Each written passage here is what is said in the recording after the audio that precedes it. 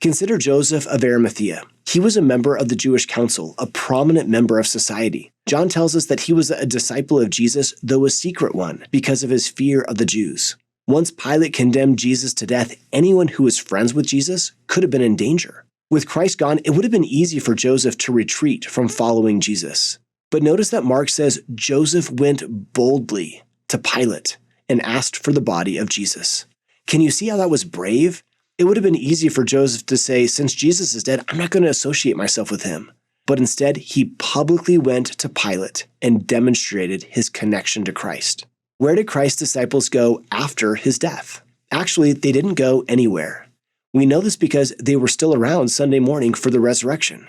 Consider metaphorically the fact that Christ's disciples stayed near the tomb. In their lives, Friday was a tragedy. Jesus was crucified, and that was not something they were planning on. Sunday would be the triumph when Jesus was resurrected, also something they were not planning on. Between the tragedy and the triumph was a middle period.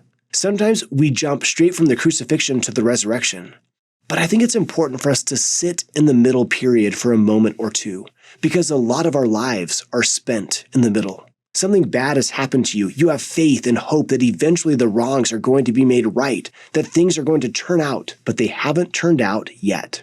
You're still in the middle. Consider what you do when you're in the position of those early disciples.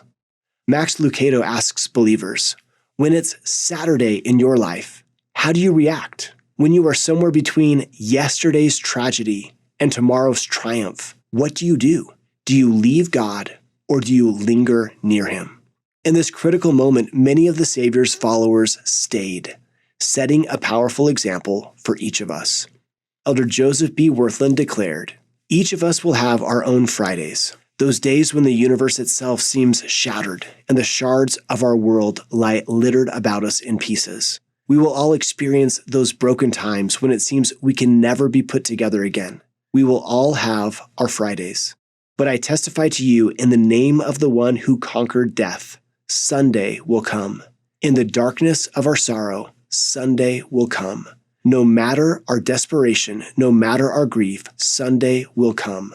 In this life or the next, Sunday will come. I testify this is true for each one of us. To see more videos like this one, simply search Seeking Jesus.